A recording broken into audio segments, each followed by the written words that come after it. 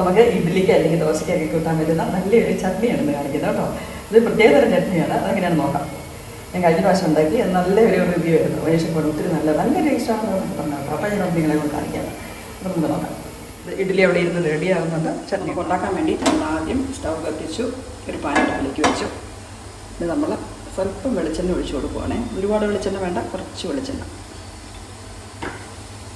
ഇനി അതിലേക്ക് ഇട്ട് കൊടുക്കുന്നത് നമ്മുടെ ഉള്ളി, നല്ല ചെറിയ ഉള്ളി, കൊച്ചുള്ളിയും പച്ചമുളകും കൂടെ ഇട്ട് കൊടുക്കുവാണേ. ഇത് ഇവിടെ ഇരുന്നൊന്ന് ചെറുതായിട്ടൊന്ന് മൂത്ത് വരുമ്പോഴത്തേക്കും നമുക്ക് ചെയ്യുന്ന അടുത്ത കാര്യം എന്ന് പറഞ്ഞെങ്കിൽ നമ്മൾ ഒരു തക്കാളി ഞാനിവിടെ മുറിച്ചിങ്ങനെ വിളിക്കുവാണേ.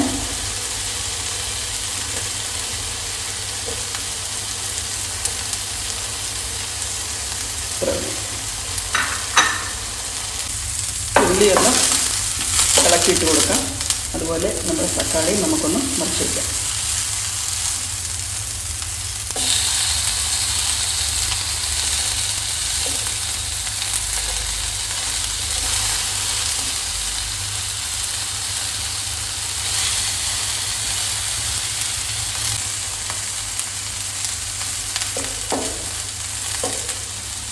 ഇത്രയും പാടിയാൽ മതി. നമുക്കിനി ഇതിനെ കോരിയെടുക്കാം.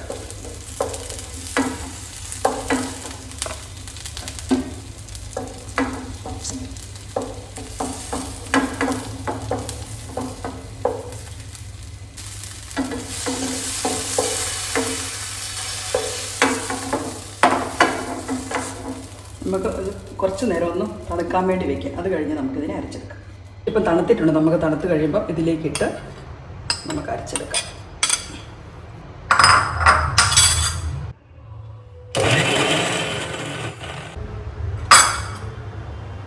നമുക്കിതിലേക്ക് കുറച്ച് തേങ്ങ ഇട്ട് കൊടുക്കാം. ഞാൻ 1 കപ്പ് തേങ്ങ ഇട്ട് കൊടുക്കുന്നുണ്ട് ഇതിനകത്തേക്ക്.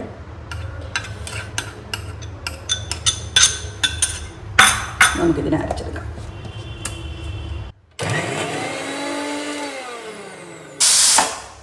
ഇനി നമുക്ക് കടുക് കൊടുക്കാം. കടുക്, ഉള്ളി,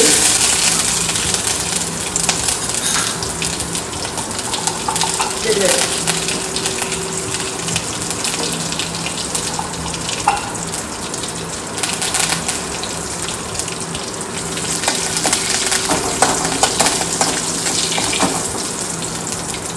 ഇനി നമുക്ക് അരച്ചു വെച്ചിരിക്കുന്ന ചമ്മന്തി ഇതിലേക്ക് ഇട്ടു കൊടുക്കാം.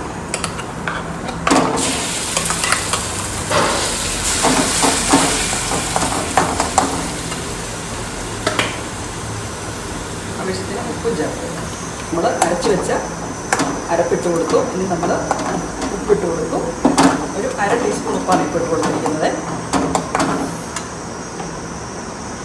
നമുക്ക് ഇങ്ങനെയാണെങ്കിലും ഉപയോഗിക്കാം, അല്ലെങ്കിൽ കുറച്ചും കൂടെ വെള്ളം ചേർത്ത് കുറച്ചുകൂടി ചാറുള്ള ചമ്മന്തിയായിട്ട് ഉപയോഗിക്കാം.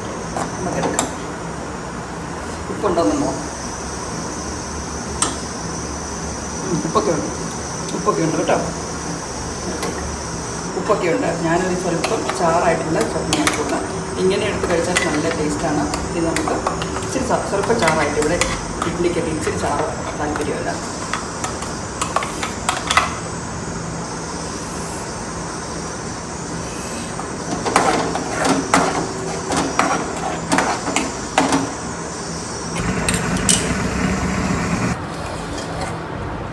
നമുക്ക് ചട്നി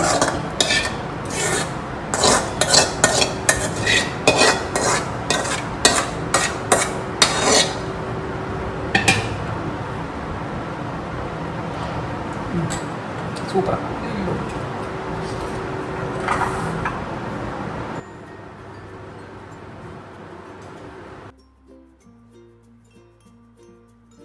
അപ്പോൾ നമുക്ക് ഇഡ്ഡലിയും ചട്നിയും കൂടെ കഴിക്കാം അല്ലേ? ഇഡ്ഡലി എടുത്തു. രാവിലത്തെ പണിയൊക്കെ കഴിയുമ്പോഴത്തേക്കുണ്ടല്ലോ ഭയങ്കര വിയർത്ത് കുളിക്കും നമ്മൾ. ഈ ഒരു ഇഡ്ഡലി എടുത്ത് വെച്ചു. ചട്നി ഇങ്ങനെ അങ്ങ് കൊടുക്കുക, ഇങ്ങനെ അങ്ങ് ഒഴിക്കുക. ഇതിങ്ങനെ നമുക്കങ്ങ് പിടിക്കാം. ഒരൊറ്റപ്പിടി പിടിക്കാം അല്ലേ?